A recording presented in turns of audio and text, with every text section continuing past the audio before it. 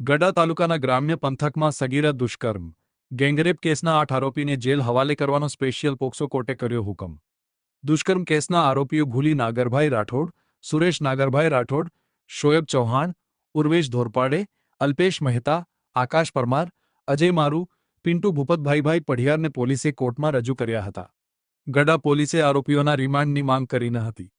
Botad special POCSO કોર્ટે તમામ 8 આરોપીઓને ભાવનગર જેલ હવાલે કરવા કર્યો હુકમ. ગડા પોલીસે તમામ આરોપીઓને ભાવનગર જેલ હવાલે કરવાની તજવીજ હાથ ધરી. 2 દિવસ પહેલા ગડા પોલીસ સ્ટેશનમાં સગીરા સાથે દુષ્કર્મ મામલે 9 શખ્સો સામે નોંધાઈ હતી ફરિયાદ.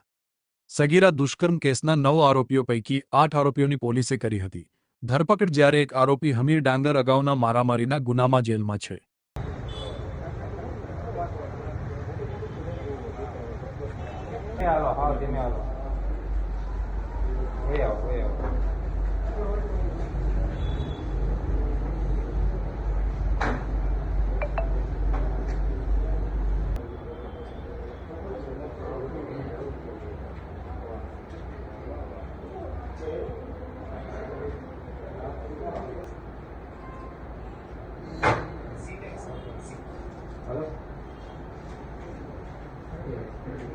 વિઝ્યુઅલ કરો 10 મિનિટ ખમો ખાલી.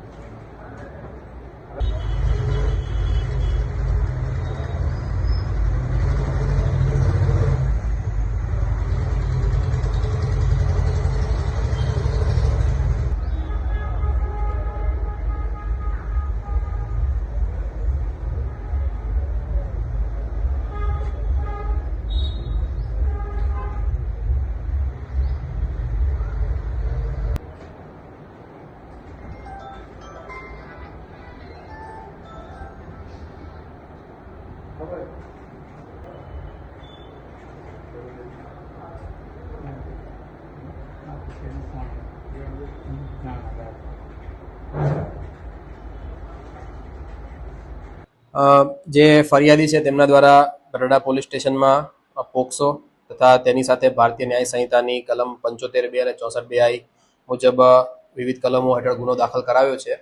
આ બનાવની વિગત જોઈએ તો જે ભોગ બનનાર છે તેઓ સગીર વયના છે અને સગીર વયના હોવાથી તેમનો અણસમજણનો ફાયદો ઉઠાવી અને અલગ અલગ ઈસમોએ અલગ અલગ સમયે તેમની સાથે શારીરિક સંબંધ બાંધ્યો હોય તેવી હકીકત પોલીસ સમક્ષ આવી હતી.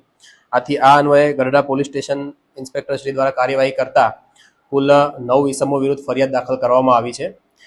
આ બનાવને વધુ ગંભીરતાપૂર્વક લઈ અને તેની તપાસ કરતા જાણવા મળેલ છે કે આ જે બનાવ છે તે ગત 6 માસ પહેલા પણ બનેલો હતો અને ગત બનાવ 23/3 રોજ આ જે છોકરી છે તે તેના માતા પિતા સાથે અને વાલી વારસ સાથે કાઉન્સેલિંગ બાદ ફરિયાદ આપવા માટે તૈયાર થયેલ હતી. આથી તે બાબતે ફરિયાદ દાખલ કરવામાં આવી છે. ગરડા પોલીસ સ્ટેશન દ્વારા ટીમ બનાવી અને તમામ આરોપીઓ છે તે તમામ આરોપીઓની ધરપકડ કરવામાં આવી છે. આ જે આરોપીઓ છે તેમાં ધુલી રાઠોડ, શોએબભાઈ ચૌહાણ, આકાશભાઈ પરમાર, સુરેશભાઈ રાઠોડ, ઉર્વેશભાઈ ગોરપડે, અલ્પેશભાઈ, અજયભાઈ અને હમીરભાઈ અને આ સિવાય અન્ય એક ઈસમ પિન્ટુભાઈ તેમના નામ છે તે ફરિયાદમાં નામજોગ છે.